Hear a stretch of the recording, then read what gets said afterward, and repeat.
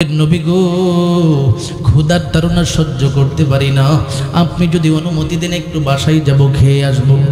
নবী আমার জাবের ইবনে আব্দুল্লাহর দিকে তাকায় তাকায় বলেন, জাবের তুমি ক্ষুধার্ত, আমার অন্যান্য সাহাবা একরামরাও তো বড় ক্ষুধার্ত। নবী আমার এই কথাটা বলে জুব্বা মুবারকটাকে উপরের দিকে উঠাইয়া ডেকে ডেকে বলেন, জাবের তাকায় দেখো, আমি নবী ক্ষুধার তাড়না সহ্য করতে না পারিয়া পেটের মধ্যে পাথর পর্যন্ত বেঁধে রাখছি রে জাবের। জাবের ইবনে আব্দুল্লাহ আমার নবীর এই দৃশ্যটা দেখার সাথে সাথে সহ্য করতে পারে না, চিৎকার মারিয়া দৌড়াইয়া বিবির সামনে উপস্থিত হয়ে যায়। ডেকে ডেকে বলেন, বিবিরি এই মুহূর্তে তুমি আমার সম্মুখে বলো, আমার ঘরের মধ্যে কি কোনো খাবার আছে কি না? আল্লাহর নবীজি বড় ক্ষুধার তাড়নার মধ্যে রয়েছে।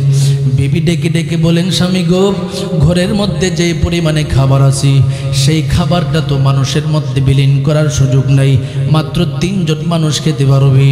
এবার জাবের ইবনে আব্দুল্লাহ দেরি করে নাই, পাগলের মতো আমার নবীর সামনে উপস্থিত হয়ে গেল।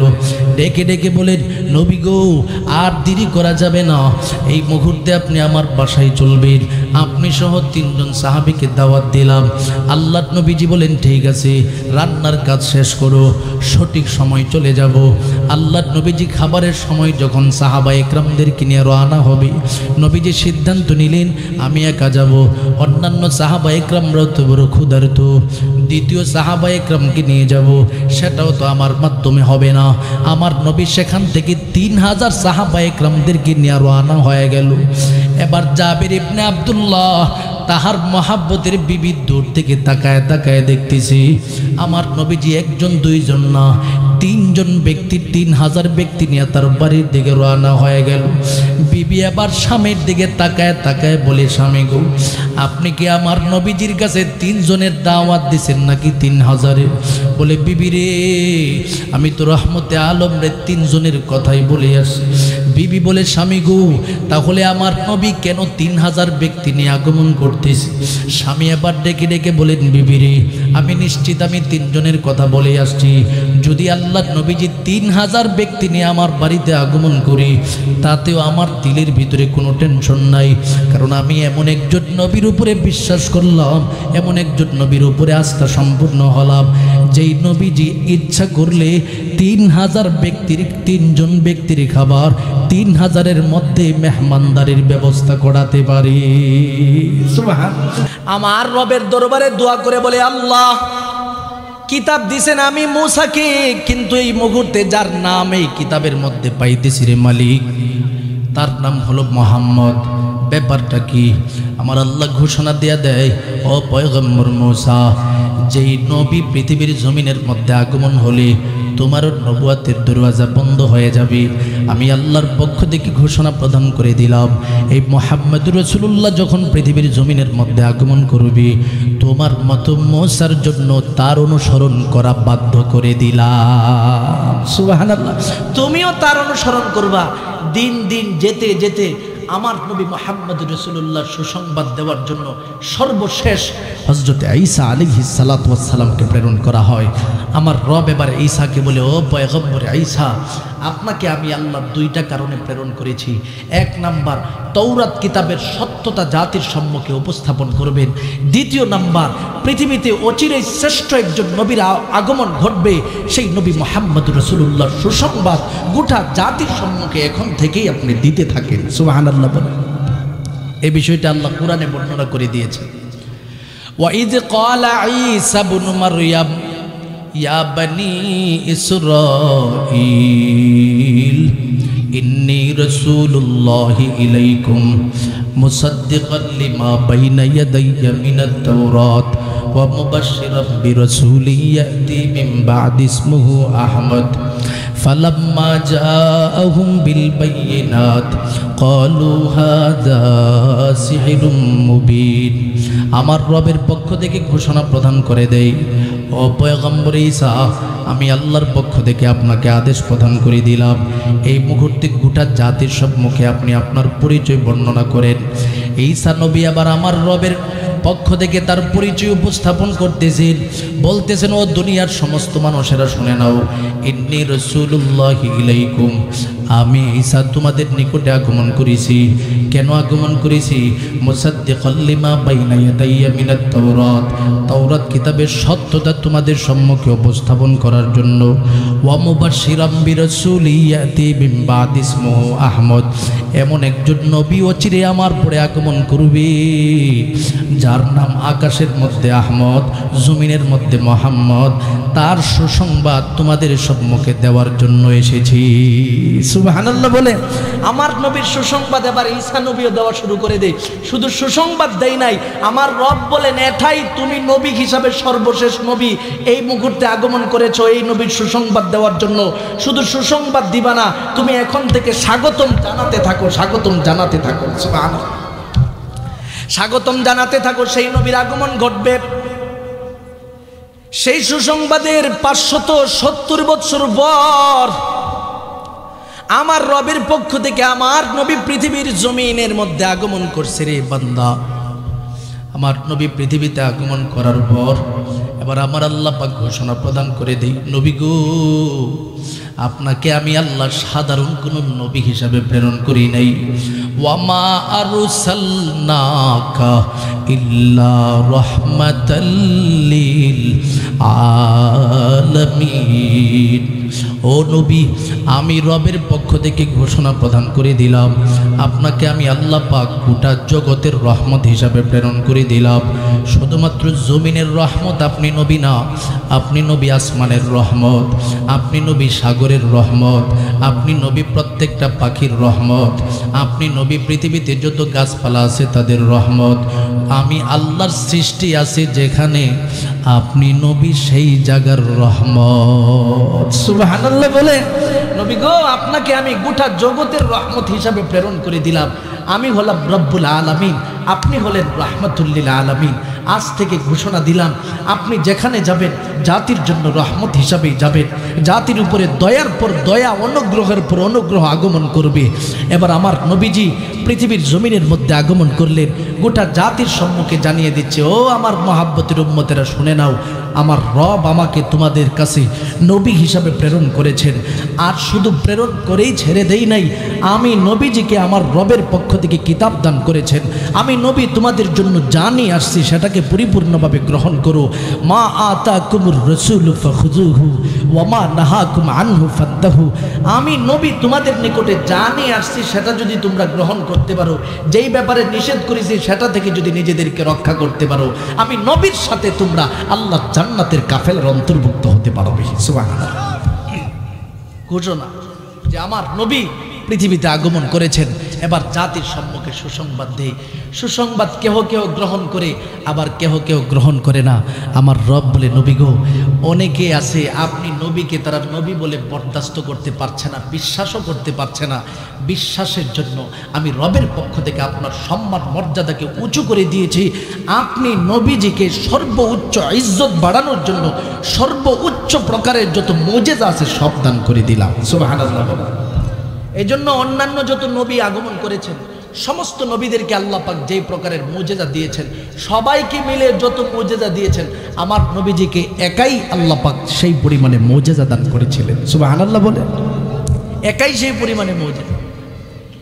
কি পরিমাণে মুজিজা প্রাপ্ত নবী ছিলেন আমার নবী? আমার রব ঘোষণা দিয়া দিই, ও নবী রহমতে আলম, আমি আল্লাহর পক্ষ থেকে আপনার সম্মুখে ঘোষণা দিয়ে দিলাম, আপনি জাতির সম্মুখে যখন দাওয়াত দিতে যাবেন, অনেকে বলবে ওটা দেখাও সেটা দেখাও, বিভিন্ন আশ্চর্য ধরনের দৃশ্য উপস্থাপন করার জন্য বলবি, আপনি সেটার জন্য প্রস্তুত থাকতে হবে। যার উদাহরণ পৃথিবীর জমিনের মধ্যে অনেক ঘটনা ঘটে গেল। যেমন একদিন আবু জাহিল, আস ইবনে ওয়াইল সহ বিভিন্ন বড় বড় কুফার শক্তির আগমন করলো। ডেকে ডেকে বলেন, ও মুহাম্মদ, তোমার সম্মুখে আগমন করলাম, তুমি তো নিজেকে আল্লাহর নবী হিসাবে দাবি করতেছো, এই মুহূর্তে আমাদের সবার সামনে তুমি একটা প্রমাণ দেখাও। কি প্রমাণ দেখাবো?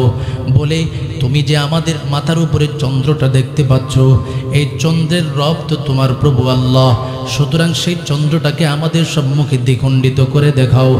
আমার নবী ডেকে ডেকে বলেন, ও আবু জাহিল, ও আস ইবনে ওয়াইল, তোমরা কি নিশ্চিত বলতেছো কিনা?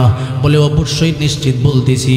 কথাটা শোনার সাথে সাথে আমার নবী আবার ডেকে ডেকে বলেন, আল্লাহ আপনি যদি আমাকে নির্দেশ দেন, সুযোগ প্রদান করে দেন, আমি এই মুহূর্তে তাদের সামনে এই দৃশ্যটা দেখায় দিব। আমার রবের পক্ষ থেকে ঘোষণা প্রদান করে দেয়, ওগো নবী আমি আল্লাহ এই মুহূর্তে আপনাকে নির্দেশ প্রদান করে দিলাম, আপনার পুরা হাত ওঠানোর প্রয়োজন নাই, শুধু শাহাদাত আঙ্গুলির মাধ্যমে একবার ইশারা করে দেখেন, আমি আল্লাহ পাক প্রত্যেকটা নিদর্শন এই মুহূর্তে উপস্থাপন করে দিব।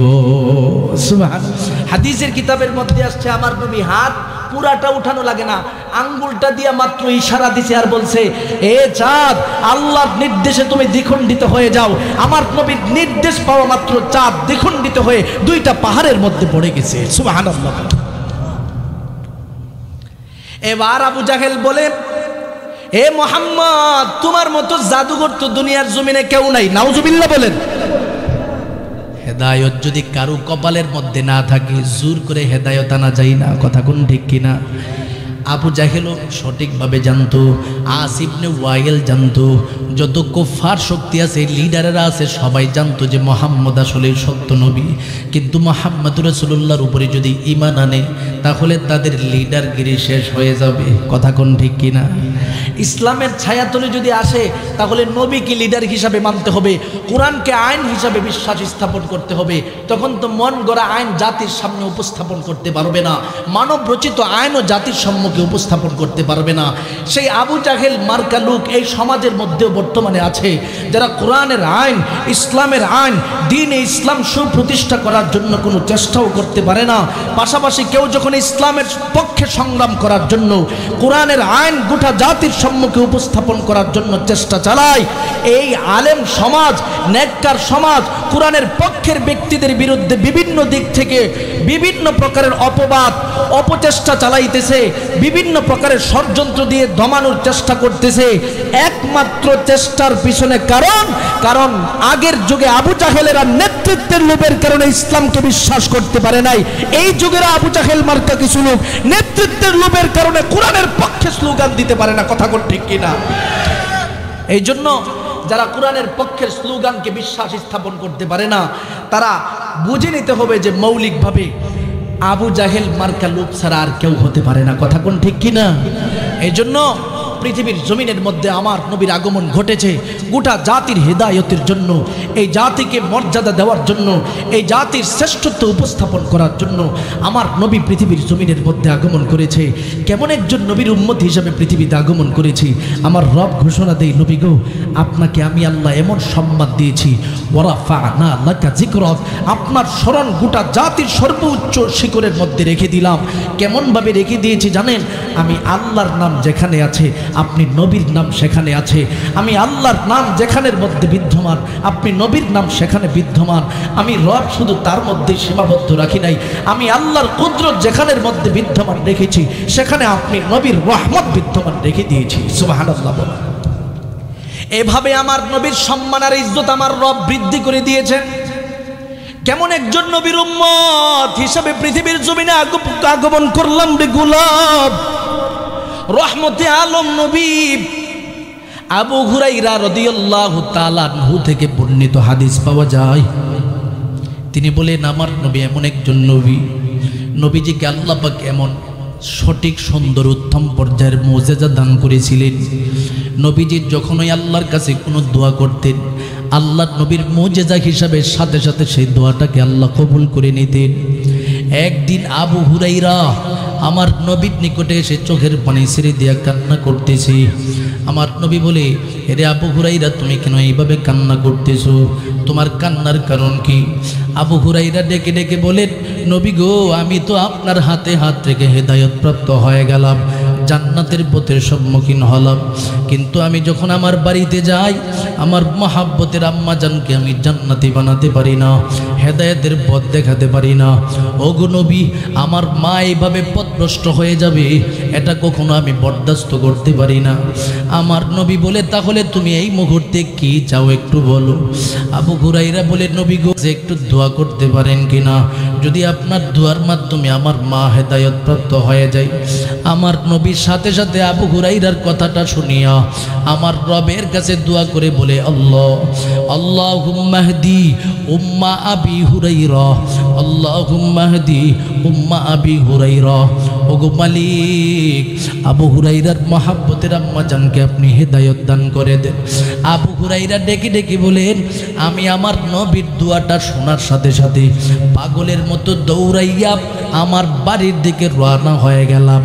দরওয়াজার সম্মুখে দাঁড়াইয়া শুনতে পাই পানির টলমল কেমন যেন আবার শোনা যায়। আমি স্পষ্ট হয়ে যাই আমার আম্মা জান এই মুহূর্তে গোসল করতেছে। পরিপূর্ণ পবিত্র হইয়া দরওয়াজা খুলি দিয়া আমি আবু হুরাইরার সামনে মাথার মধ্যে কাপড়টা দিয়া দাঁড়ায় গেল। ডেকে ডেকে বলেন, আবু হুরাইরা আর দেরি করা যাবে না, এই মুহূর্তে রহমতে আলম নবীর নিকটে আমাকে নিয়ে যাও। আমি সেই নবীর পথের প্রতীক হইয়া জান্নাতি মুমিনের কাফেলার সদস্য হতে যাই। সুবহানাল্লাহ বল। আবু হুরাইরা বলেন, আমি তো বড় টেনশনে পড়ে গেলাম। আল্লাহর নবীজিকে আল্লাহ পাক এমন মর্যাদা দিয়েছেন, রবের কাছে দোয়াটা করতে দেরি কবুল হতে দেরি নাই। সুবহানাল্লাহ। শুধু তার মধ্যেই তো সীমাবদ্ধ নয়, আমার নবী রহমতে আলম নবীকে আল্লাহ পাক কেমন সম্মান কেমন মর্যাদা দান করছে রে গোলাম। আমার নবী যদি তার হাতের মাধ্যমে কোনো একটা বস্তুর মধ্যে স্পর্শ করত আর বলতো, আল্লাহ এই বস্তুটাকে উমুকটা বানায় দেন, তুমুকটা বানায় দেন, সাথে সাথে এটা পরিণত হয়ে যেত।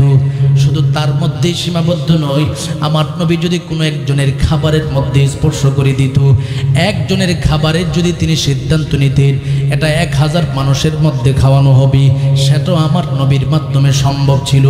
নবী যদি চাইতেন 2000 মানুষের মধ্যে খাওয়ানোর চেষ্টা করবে, সেটাও তার মাধ্যমে সম্ভব হয়ে যেত। আমার নবী যদি চাইতেন 3000 মানুষের মধ্যে সেটা মেহমানদারি হবে, আমার নবীর সেই চাওয়াটাও পূর্ণ হয়ে যেত। যেমন হাদিসের কিতাবের মধ্যে একটা বর্ণনা পাওয়া যায়, আল্লাহ নবী রহমতে আলম নবী খন্দকের যুদ্ধের ময়দানে উপস্থিত হয়ে গেল। রহমতে আলম নবীর সম্মুখে নবীর একজন সাহাবী জাবির ইবনে আব্দুল্লাহ দাঁড়ায় গেল। ডেকে ডেকে বলেন, নবী গো, ক্ষুধার তাড়না সহ্য করতে পারি না, আপনি যদি অনুমতি দেন একটু বাসায় যাব, খেয়ে আসব।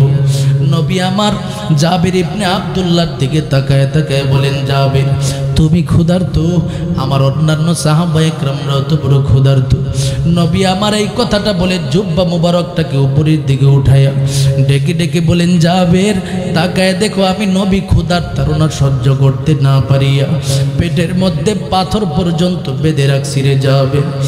জাবির ইবনে আব্দুল্লাহ আমার নবীর এই দৃশ্যটা দেখার সাথে সাথে সহ্য করতে পারে না, চিৎকার মারিয়া দৌড়াইয়া বিবির সামনে উপস্থিত হয়ে যায়। ডেকে ডেকে বলেন, বিবিরি এই মুহূর্তে তুমি আমার সম্মুখে বলো, আমার ঘরের মধ্যে কি কোনো খাবার আছে কি না? আল্লাহর নবীজি বড় ক্ষুধার তাড়নার মধ্যে রয়েছে। বিবি ডেকে ডেকে বলেন, স্বামী গো, ঘরের মধ্যে যে পরিমাণে খাবার আছে সেই খাবারটা তো মানুষের মধ্যে বিলীন করার সুযোগ নাই, মাত্র 3 জন মানুষ খেতে পারবে। এবার জাবির ইবনে আব্দুল্লাহ দেরি করে নাই, পাগলের মতো আমার নবীর সামনে উপস্থিত হয়ে গেল। ডেকে ডেকে বলেন, নবী গো, আর দেরি করা যাবে না, এই মুহূর্তে আপনি আমার বাসায় চলবেন। আপনি সহ 3 জন সাহাবীকে দাওয়াত দিলাম। আল্লাহ নবীজি বলেন, ঠিক আছে, রান্নার কাজ শেষ করো, সঠিক সময় চলে যাব।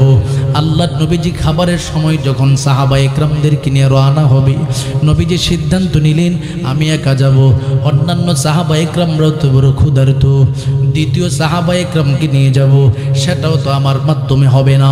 আমার নবী সেখান থেকে 3000 সাহাবায়ে কেরামদেরকে নিয়ে রওনা হয়ে গেল। এবার জাবির ইবনে আব্দুল্লাহ তাহার মহাব্বতের বিবি দূর থেকে তাকায় তাকায় দেখতেছি আমার নবীজি 1 জন 2 জন না, 3 জন ব্যক্তি, 3000 ব্যক্তি নিয়ে তার বাড়ির দিকে রওনা হয়ে গেল। বিবি আবার স্বামীর দিকে তাকায় তাকায় বলে, স্বামী গো, আপনি কি আমার নবীজির কাছে 3 জনের দাওয়াত দিছেন নাকি 3000-এর? বলে, বিবি রে, আমি তো রহমতে আলম রে 3 জনের কথাই বলে আসি। বিবি বলে, স্বামী গো, তাহলে আমার নবী কেন 3000 ব্যক্তি নিয়ে আগমন করতেছে? স্বামী আবার ডেকে ডেকে বলেন, বিবি রে, আমি নিশ্চিত আমি 3 জনের কথা বলে আসছি।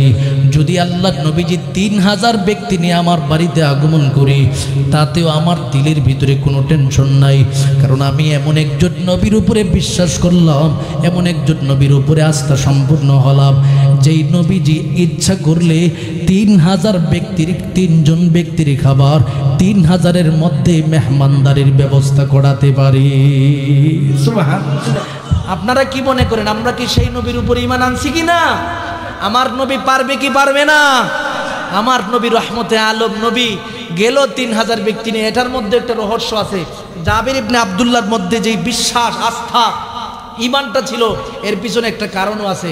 হাদিসের কিতাবে আরেক বর্ণনায় পাওয়া গেছে, জাবের থেকে বর্ণিত, তিনি বলেন একদিন আমার বাড়িতে অনেক ঋণদাররা উপস্থিত হয়েছে। ঋণদারদের পরিমাণ ছিল অনেক, ইহুদি ঋণদার, অর্থাৎ তারা আমার আব্বাজানকে ঋণ দিয়েছিল। আর জাবেরের বাবার নাম ছিল আব্দুল্লাহ রাদিয়াল্লাহু তাআলা আনহু। সমস্ত ঋণদাররা বাড়িতে উপস্থিত হয়ে গেল। ডেকে ডেকে বলেন, এ জাবের, তোমার বাবার কাছে আমি এত টাকা পাওনা, এতটুকু সম্পত্তি পাওনা। সমস্ত পাওনাদাররা বাড়িতে আসলো। আসার পরে এবার বারবার চাপ প্রয়োগ করতেছে। জাবের এবার তার বাগানের দিকে তাকায় দেখে যতটুকু খেজুর আছে, এই খেজুর দিয়া সব মানুষের ঋণ পরিশোধ করা সম্ভব না। এরপরে সমস্ত ইহুদিদেরকে ডাকলো, বলল, ও ইহুদিরা শোনো, তোমাদেরকে যদি আমি এই বাগান থেকে যেই খেজুরগুলি দেখা যায় স্তূপ আকারে করে তোমাদেরকে যদি আমি দিয়ে দেই, তাহলে কি তোমরা সন্তুষ্ট হবে? ইহুদিরা বলে, যেই পরিমাণের সম্পত্তি তোমাদের বাবার কাছে আমরা পাও না, অল্প স্বল্প খেজুর দেওয়া হবে না। এবার জাবের বিপদে পড়ে গেল। আল্লাহ নবীর সামনে দাঁড়ায় গেছে, কান্না করতেছে। নবীজি আবার ডেকে ডেকে বলেন, রে জাবের, ব্যাপারটা কি? তুমি কেন এইভাবে কান্না করতেছো? বাবার কষ্ট সহ্য করতে না পারিয়া বাবা হারা জীবনে ঢুকে গেছো, যার কারণে কি তুমি কান্না করতেছো? জাবের ইবনে আব্দুল্লাহ আমার নবীর দিকে তাকায় তাকায় বলি, নবী গো, বাবা হারা জীবন তো এক কষ্ট, পাশাপাশি বাবার ঋণ পরিশোধ করাও আমার জন্য বড় কষ্ট হয়ে যাইতেছে। ওগো নবী, আমার বাবা যেই পরিমাণের ঋণ আমার জন্য রেখে দিয়ে গেল, আমি কিভাবে এতগুলা ঋণ পরিশোধ করব? যতটুকু বাগানের মধ্যে খেজুর আছে, এই খেজুর দিয়া তো সব কিছু কমপ্লিট হবে না। এবার আল্লাহ নবী বলেন, ঠিক আছে, চলো কোন কোন ব্যক্তিরা তোমার কাছে পাওনা রয়েছে সবার সাথে নবীজির সাক্ষাৎ হলো। এবার আল্লাহ নবী বলেন, তোমরা কি এই খেজুরগুলো নিলে তোমরা সন্তুষ্ট হবে না?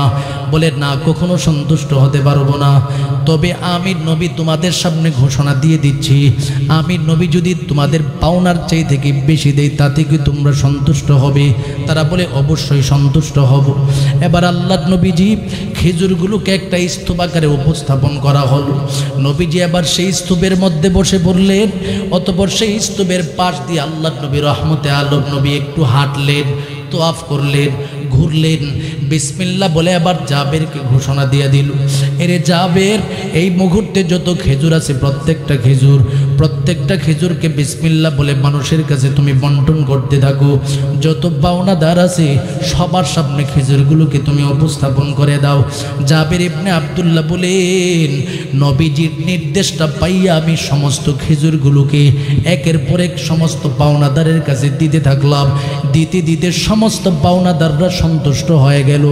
আমি জাবের তাকায় দেখি এতগুলা খেজুর দেওয়ার পরেও আমার খেজুরের স্তূপ থেকে বিন্দু পরিমাণে খেজুর কমে যায় না। সুবহানাল্লাহ। আমার নবী রহমতে আলম নবী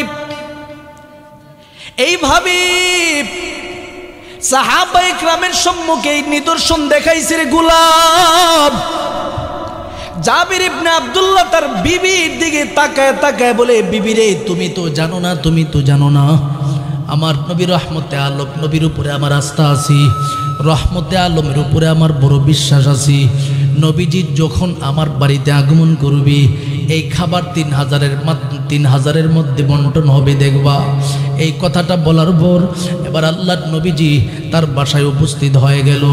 জাবেরের দিকে তাকায় দেখি হাস্যোজ্জ্বল ভাব, চেহারাটা তেমন কোনো মলিন দেখা যায় না। যদি কুন্ডা এলাকার কোনো একজন ব্যক্তির বাসায় একজন ইমাম সাহেব উপস্থিত হইতো, একজনের জায়গায় 5 জন ব্যক্তি নিয়ে দাঁড়ায় যাইতো, দেখা যাইতো যিনি দাওয়াত দিয়েছে তিনি সবার আগে বাড়ি থেকে পালায় যাইতো। ওরে আল্লাহর বান্দা, কিন্তু সাহাবায়ে কেরামরা নবীজির উপরে এমন বিশ্বাস আর আস্থা ছিল, টেনশন নাই, হাস্যোজ্জ্বল চেহারা নিয়া নবীর সামনে দাঁড়ায় গেল। আল্লাহর নবী ডেকে ডেকে বলেন, এরে জাবের, দিলের ভিতরে কি কোনো টেনশন নাই? এতগুলা মানুষের মেহমানদারি কেমনে করবা? জাবের বলে, নবী গো, যেই জায়গার মধ্যে রহমতে আলম আছে সেখানে আমার কোনো টেনশন নাই। সুবহানাল্লাহ বলেন। আমার নবী আছে যেখানে আমার কিসের টেনশন? আল্লাহর নবী বলেন, খাবারগুলো আনো।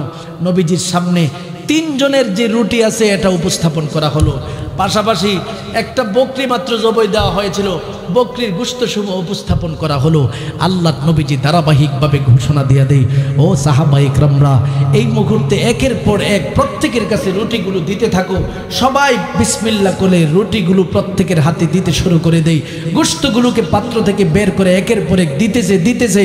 আল্লাহর নবীর সামনে সাহাবায়ে কেরামরা তাকায় দেখতেছে, একজন থেকে শুরু হলো 100 জন শেষ, 200 জন শেষ, 300 জন শেষ, 500 জন শেষ, 1000 শেষ, 2000 শেষ, 3000 সাহাবী সেখানে পরিতৃপ্ত সহকারে খাবার শেষ করলো। এবার জাবের বলেন, আমি তাকায় দেখি পাত্রের ভিতর থেকে বিন্দু পরিমাণে খাবার কমে যায় নাই। সুবহানাল্লাহ। এটাই আমার রহমতে আলম নবীর সর্বশ্রেষ্ঠ মুজিজা। এই মুজিজা দিয়াই আল্লাহ পাক আমার নবীজির সম্মান আর মর্যাদা সর্বোচ্চ আসীনের মধ্যে রেখেছেন। শুধু তার মধ্যেই সীমাবদ্ধ নয়, আমরা তো এমন একজন নবীর উম্মত হিসাবে পৃথিবীতে আগমন করেছি। আমার নবী রহমতে আলম যখন কোনো একটা গাছের কাছে গিয়া বলতো, এই গাছ এদিকে আয়, তুই আমার ব্যাপারে একটু বল, সাথে সাথে গাছ নবীর ব্যাপারে নবুয়তের সাক্ষ্য পর্যন্ত প্রদান করতেন। সুবহানাল্লাহ বলে। এক ইহুদি ব্যক্তি আইসা, সাধারণ ইহুদি, কোনো নেতৃবৃন্দ না, যারা নেতৃবৃন্দ ছিল তারা জানতো যে আল্লাহর নবীজি আসলে নবী হিসাবে আসছে, নেতৃত্ব চলে যাবে বলে তারা নবী হিসাবে গ্রহণ করতেন না। কিন্তু সাধারণ ইহুদি যারা, তারা তো নিরপেক্ষভাবে চলতো। বলতেছে যে, হে মুহাম্মদ, আপনার ব্যাপারে আমি শুনতেছি আপনি নবী হিসাবে পৃথিবীতে আগমন করেছেন, আপনি যে নবুয়ত পেয়েছেন, আপনি যে আল্লাহর পক্ষ থেকে রাসূল হিসাবে আগমন করেছেন, এটার একটা প্রমাণ আমার সামনে উপস্থাপন করেন। আল্লাহর নবী বলেন, প্রমাণ দেখতে চাও? এবার নবী বলেন, কোন প্রমাণটা দিলে তুমি বিশ্বাস করবা? বলে, একটা দেখান, ওই যে দূরে একটা গাছ আছে, এই গাছ যদি আমি নবীর ব্যাপারে সাক্ষী দিই, তুমি কি বিশ্বাস করবা? ইহুদি ব্যক্তি ডেকে ডেকে বলেন, অবশ্যই ইয়া রাসূলুল্লাহ, আমি বিশ্বাস করব। আল্লাহর নবীজি আবার ডেকে ডেকে বলেন, ও ইয়া শাজারাতাত তাবার, ওরে মহাব্বতের গাছ, খেজুর গাছ, তুমি এই মুহূর্তে আমার সম্মুখে চলে আসো। আল্লাহর নবীজি সেই তামার গাছটাকে, খেজুর গাছটাকে ডাকটা দেওয়ার সাথে সাথে খেজুর গাছটা পাগলের মতো নবীর সামনে উপস্থিত হয়ে গেল।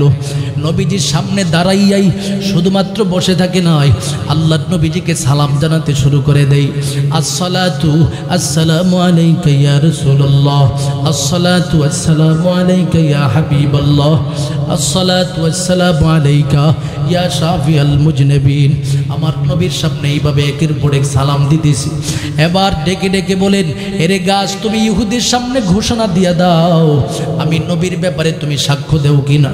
গাছ এবার ডেকে ডেকে বলেন, আশহাদু আন্নাকা মুহাম্মাদুর রাসূলুল্লাহ, আশহাদু আন্নাকা মুহাম্মাদুর রাসূলুল্লাহ, আমি এই মুহূর্তে সাক্ষ্য প্রদান করতেছি আপনি হলেন আল্লাহর পক্ষ থেকে প্রেরিত রাসূল। সুবহানাল্লাহ। গাছের জবান থেকে আওয়াজ বের হচ্ছে যে আমি সাক্ষ্য দিচ্ছি আপনি আল্লাহর পক্ষ থেকে প্রেরিত রাসূল। এবার বুঝার বিষয় হলো, গাছ কেমনে আল্লাহর নবীজিকে রাসূল হিসাবে চিনলেন, এটা বুঝার প্রয়োজন আছে না নাই? গাছ কিভাবে চিনছে? গাছের সাথে তো নবীজির আগের তেমন কোনো পরিচয় ছিল না, কেমনে গাছ চিনল যে তিনি নবী হিসাবে পৃথিবীতে আসছেন? এর পিছনেও কারণ আছে। আল্লাহর নবী যখন পৃথিবীর জমিনের মধ্যে আগমন করেছিলেন, হাদিসের কিতাবে আসছে, রহমতে আলম নবী যেদিন পৃথিবীতে আসছে সেদিনেই নবীজির এক বাচ্চা মানুষ, নবীজির সেই ছোট বাচ্চা হালাতে নবীজিকে নিয়ে সারা পৃথিবী ফেরেশতারা ঘুরিয়েছেন। ঘুরানোর মধ্যে যত সৃষ্টি আছেন প্রত্যেক সৃষ্টির কাছে আমার নবীজিকে নিয়ে গেলেন, প্রত্যেক সৃষ্টির সামনে নিয়ে আমার নবীজির পরিচয় করিয়ে দিয়েছেন। গাছ ছিল, গাছের সাথে পরিচয় করিয়েছে। প্রাণীকুল ছিল, প্রাণীদের সাথে পরিচয় করিয়ে দিয়েছে।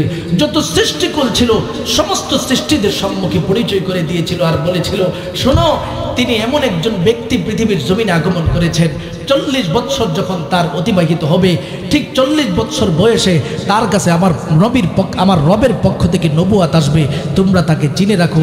এই যে ছোট সময় গাছেরা তার ব্যাপারে ফেরেশতাদের কাছ থেকে পরিচিত হয়েছিল, এখনও ওনার ব্যাপারে ফেরেশতাদের সেই বক্তব্য অনুযায়ী গোটা জাতির সম্মুখে তার নবুয়াতের সাক্ষ্য প্রদান করে। সুবহানাল্লাহ, নবুয়াতের সাক্ষ্য এইভাবেই প্রদান করতেছে।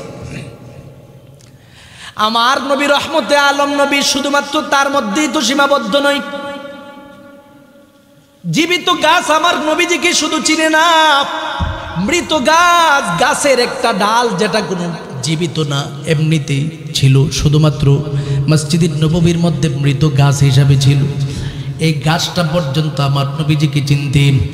হাদিসের কিতাবের মধ্যে স্পষ্ট বর্ণনা এসেছে, যখন রহমতে আলম নবী মক্কা নগরী থেকে মদিনা নগরীর মধ্যে চলে যায়, মসজিদের নববীর মধ্যে বসে বসে আল্লাহর নবীজি বয়ান করতেন, সাহাবায়ে কেরাম নবীজির জবান মোবারকের বয়ান শুনতেন।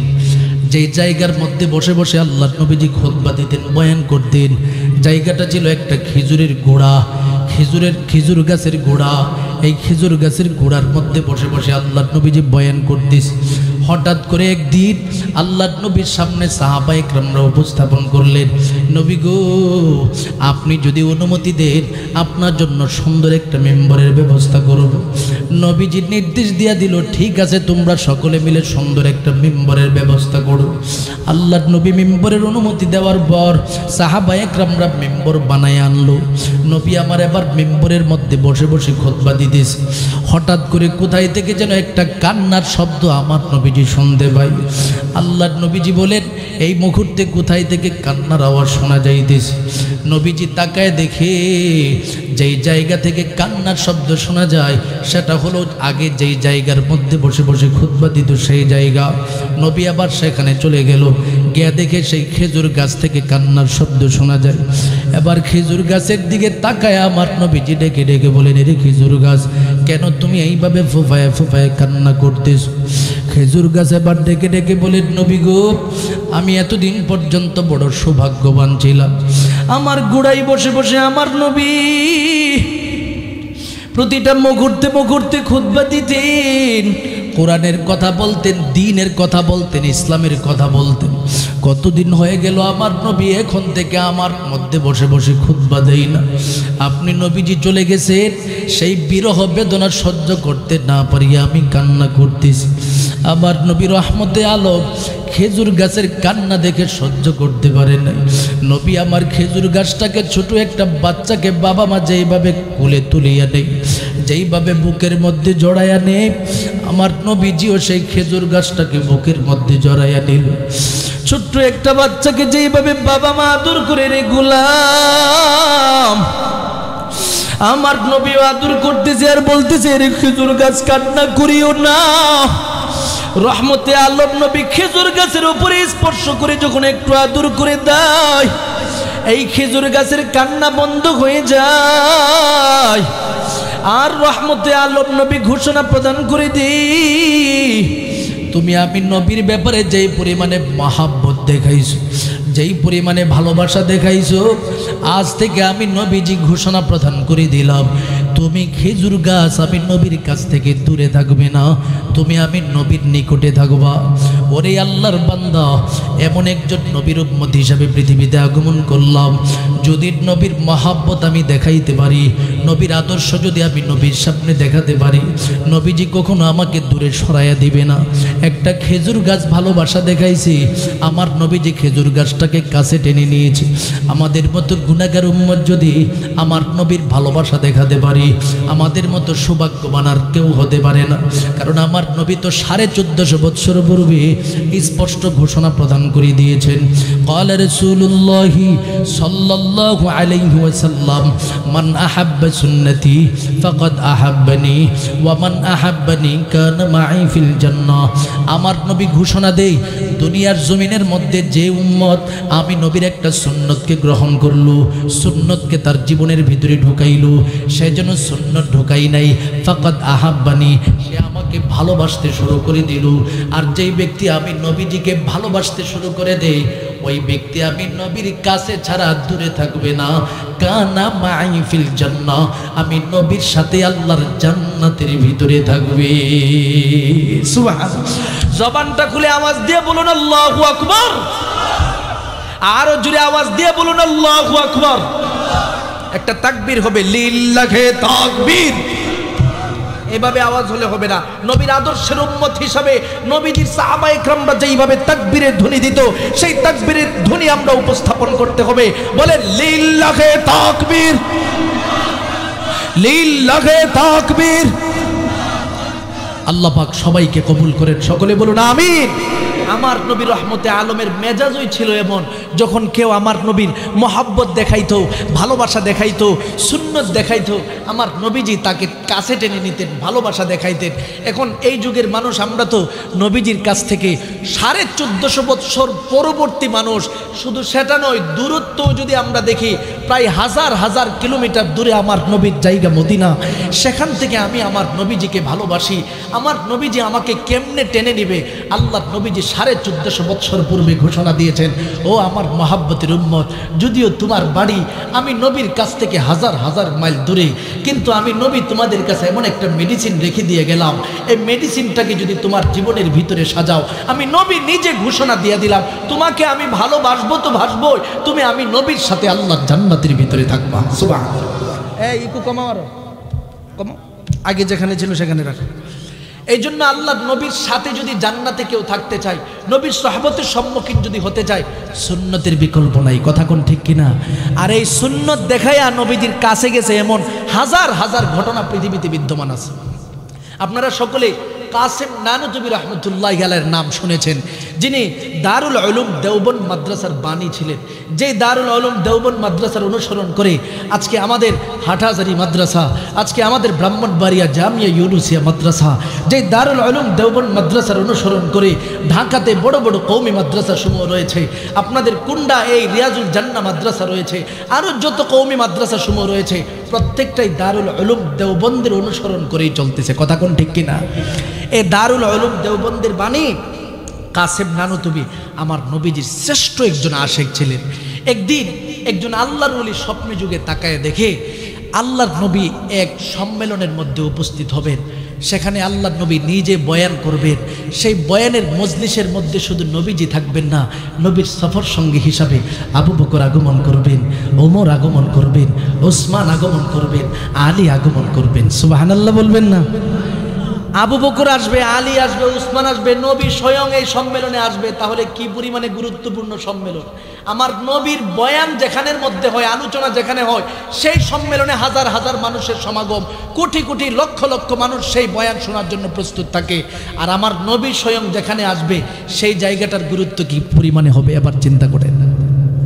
আল্লাহর ওলি স্বপ্নে যুগে তাকায় দেখতেছি প্রতিটা মানুষ পাগলের মতো দৌড়াইয়া রহমতে আলম নবীর সেই সম্মেলনের দিকে রওনা হয়ে গেল।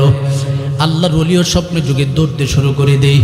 দৌড়তে দৌড়তে দৌড়তে দৌড়তে তিনি পথিমধ্যে তাকায় দেখে কাসেম নানুতুবি ধীরে ধীরে রাস্তার ডান পাশ দিয়ে হেঁটে হেঁটে যাইতেছে।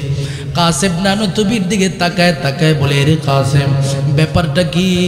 তুমি না ভারতবর্ষের মধ্যে সবচেয়ে থেকে বড় আশিকে রাসূল, তুমি না আমার নবীজিকে বড় ভালোবাসো, তারপরেও তুমি কেন এইভাবে ধীরে ধীরে নবীর দরবারের দিকে যাইতেছো? দেখো না আমার নবীর সম্মেলনে মানুষ কিভাবে দৌড়াইয়া যাইতেছে। কাসেম নানুতুবি বলেন, তোমরা তোমাদের মতো করে যেতে থাকো, আমি আমার মতো করে যাইতেছি। আল্লাহর ওলি আবার কদম কদম চলতে চলতে চলতে চলতে রহমতে আলম নবীর সেই সম্মেলনের মধ্যে উপস্থিত হয়ে গেল। শেষ পর্যন্ত কাসেম নানুতুবি সেখানে উপস্থিত হয়। উপস্থিত হয়ে দেখে হাজার হাজার লক্ষ লক্ষ মানুষের সমাগম, প্রতিটা মানুষের মাধ্যমে জায়গা পরিপূর্ণ হয়ে গেল। নবী আমার কাসেম নানুতুবিকে ডেকে ডেকে বলেন, এরে কাসেম, তুমি না ভারতবর্ষের মধ্যে আমি নবীর শ্রেষ্ঠ একজন আসে, তারপরেও তুমি কেন এইভাবে ধীরে ধীরে ধীরে ধীরে আমার এই সম্মেলনে তুমি উপস্থিত হয়েছো রে কাসেম? কাসেম ডেকে ডেকে বলেন, নবী গো, আপনি 1450 বছর পূর্বে আমাদের সামনে হাদিস বর্ণনা করেছেন, যারা আপনি নবীকে ভালোবাসবে তারা আপনি নবীর সুন্নতকে ভালোবাসবে। আপনি নবী বলেছেন, আমার যেই সমস্ত উম্মতেরা রাস্তায় চলাফেরা করবে যেন ডান পাশ দিয়া চলাফেরা করে। আপনি নবী বলেছেন, ওয়া ইবাদুর রহমানিল্লাযীনা ইয়ামশুনা আলাল আরদি হাওনা, জমিনের মধ্যে আল্লাহর খাস বান্দা যারা থাকবে, আল্লাহর খাঁটি গোলাম যারা থাকবে, তারা জমিনের মধ্যে বিনয়ের সাথে সাথে হাঁটবে, এত তাড়াহুড়া করবে না, কখনো অহংকার দেখায় হাঁটবে না।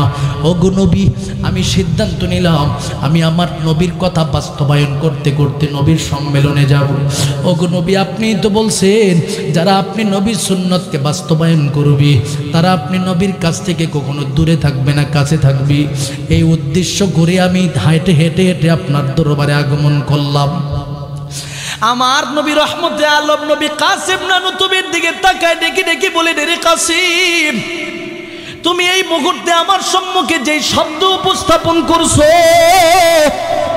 এই মুহূর্তে আমি ঘোষণা প্রদান করে দিলাম, তুমি আমি নবীর সুন্নতকে এমন ভাবে আঁকড়িয়ে ধরছো, আজ থেকে তুমি আমি নবীর কাছ থেকে কখনো দূরে থাকার সুযোগ নাই, দূরে থাকার সুযোগ নাই। রে কাসেম, ডানে বামে তাকায় দেখো, হাজার হাজার মানুষের সমাগম, এই মজলিসের মধ্যে কোনো জায়গা নাই, কিন্তু আমি নবী তো বলছি, দুনিয়াতে যারা আমি নবীর সুন্নতের গুণগান গাইবে, সুন্নত নিয়ে তার জীবন পরিচালনা করবে, তাদেরকে আমি রহমতে আলম নবী আমার কাছে বসার ব্যবস্থা করে দিব। এরে কাসেম, তাকায় দেখো, ডানে বামে কোনো জায়গা নাই, আমি নবী এই মুহূর্তে তোমাকে কাছে বসার জন্য এমন একটা জায়গা নির্ধারণ করে দিলাম, তুমি আমার কুলের মধ্যে বসে পড়ো। আল্লাহ নবীজি কাসেমকে ছোট একটা বাচ্চাকে বাবা মা যেইভাবে আদর করে ভালোবেসে চুমু খায় আর কুলের মধ্যে নেই, কাসেম নানুতুবিকে মহব্বতের সাথে বাচ্চার মতো কুলে নিয়ে নেয় আর আদর করতে থাকে আর বলতে থাকে, রে কাসেম, তোমার মতো সুন্নতওয়ালা মুমিন বান্দা দুনিয়াতে যতদিন পর্যন্ত থাকবে তারা আমি নবীর ইশক নিয়ে ঘুরবে, আর এই সুন্নত নিয়ে যখন কবরের জগতের মধ্যে চলে আসবে, আমি নবীর এত কাছে তারা থাকবে, তারা আমি নবীর সাথে জান্নাতের কাফেলার সদস্য হয়ে যাবে। সুবহানাল্লাহ বলেন।